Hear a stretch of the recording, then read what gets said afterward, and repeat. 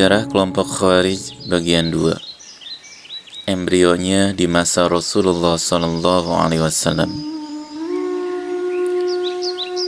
Meskipun Khawarij adalah kelompok ekstremis yang ada di masa sahabat, namun embrionya dapat kita lacak keberadaannya sejak masa Rasulullah SAW. Cikal bakal watak Khawarij ini tergambar dalam sosok Zul Khuwaisirah, seorang muslim pedesaan yang merasa dirinya lebih baik dari Rasulullah Muhammad SAW, sehingga tak ragu memberikan koreksi pada beliau. Nama Zul Khuwaisirah populer di kalangan kaum muslimin tatkala terjadi pembagian hasil rampasan perang Hunain.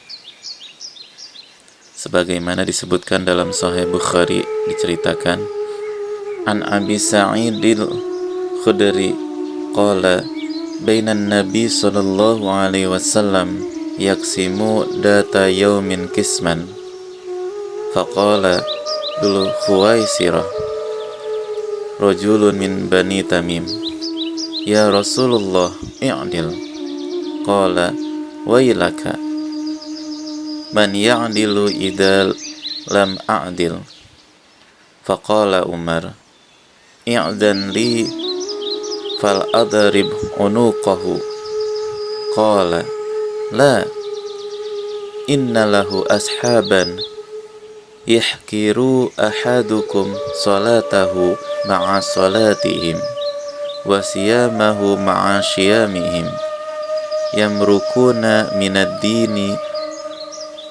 kamurukis sahmi minar ramiyah. Dari Abu Sa'id Al-Khudri radhiyallahu anhu, dia berkata, ketika kami sedang bersama Rasulullah SAW yang sedang membagi-bagikan pembagian atau harta rampasan, datanglah Dzul Khuwaisirah, seorang laki-laki dari Bani Tamim, lalu berkata, wahai Rasulullah, engkau harus berlaku adil. Maka beliau Rasul berkata, celaka kamu. Siapa yang bisa berbuat adil kalau aku saja tidak bisa berbuat adil? Sungguh kamu telah mengalami keburukan dan kerugian jika aku tidak berbuat adil.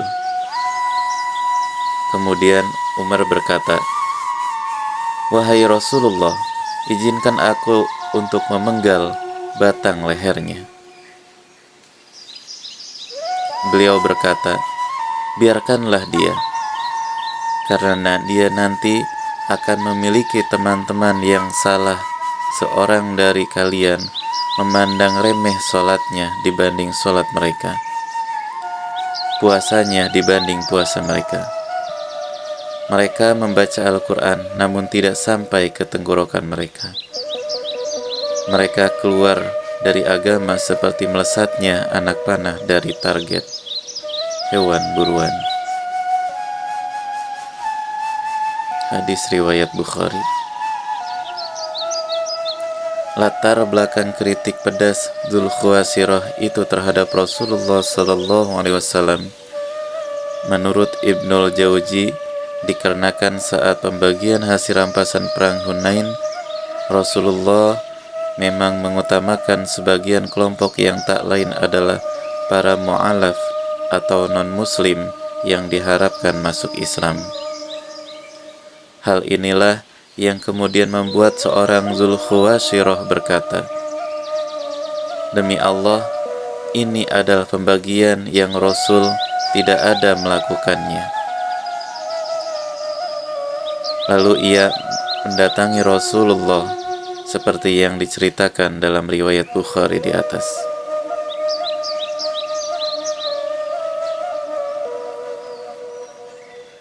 Sebagaimana tercatat dalam Kashful Mushkil min Hadis As-Sahih Juz 1 halaman 306 karangan Ibnu Al-Jauzi. Tentu saja pendapat Rasulullah untuk mengutamakan para mu'alaf itu sama sekali tidaklah salah, sebab misi utama Rasul memang untuk membujuk manusia sebanyak-banyaknya agar masuk Islam. Karena itulah para mu'alaf juga dapat bagian dari harta zakat kaum muslimin. Seluruh sahabat saat itu sama sekali tak merasa Rasul melakukan ketidakadilan. Namun berbeda halnya dengan Dzul Khuwaisirah yang memang merasa pendapatnya lebih baik dari pendapat Rasulullah SAW hingga berani menuduh beliau tidak adil. Tuduhan ini tentu sebuah hal serius pada seorang Rasul, sehingga Umar meminta izin untuk memberi hukuman mati pada orang tersebut. Namun dilarang oleh Rasulullah. Ibnul Jauzi dalam kitab Talbis Iblis mengomentari sosok Dzul Khuwaisirah sebagai berikut.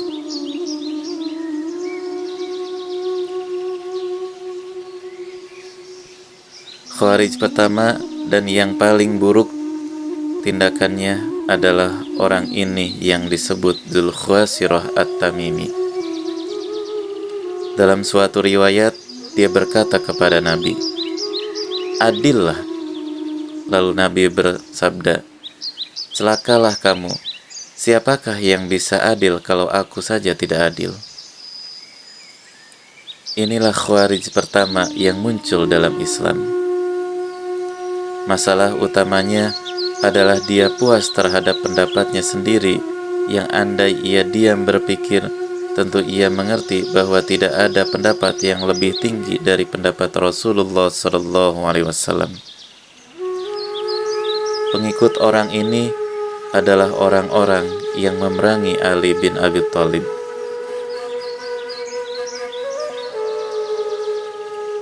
Hal ini tercatat dalam Talbis Iblis halaman 81-82 karya Ibnul Jauzi.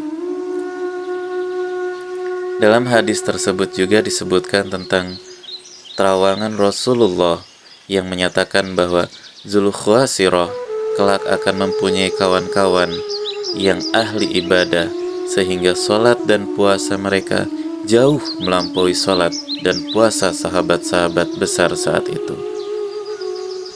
Penerawangan Rasul tersebut terbukti benar tatkala sejarah mencatat bahwa Dzul Khuwaisirah bergabung dengan para Khawarij yang memberontak terhadap Khalifah Ali dan akhirnya terbunuh di dalam perang Nahrawan.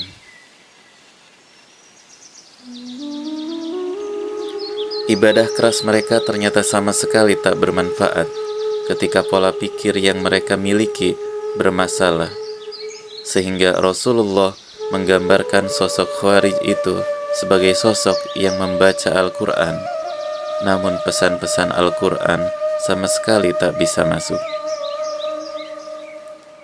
Betapa banyak ayat dan hadis yang menjelaskan kehormatan dan kemuliaan kaum muslimin, tetapi dengan mudahnya mereka memerangi mereka hanya karena berbeda pendapat. Mereka merasa perbedaan pendapat merupakan suatu kemungkaran, sehingga harus diperingatkan dengan amar ma'ruf nahi munkar, termasuk pada Rasulullah dan pada para khalifah, para khulafaur rasyidin, sekalipun yang notabene jauh lebih paham agama daripada mereka. Mereka justru melesat menjauhi ajaran Islam, seperti anak panah melesat menjauhi busurnya. Meskipun mereka sendiri ahli ibadah yang sulit dicari tandingannya. Dari sinilah kemudian julukan Al-Mariqah, kelompok yang melesat menjauh, juga disematkan kepada pihak Khawarij.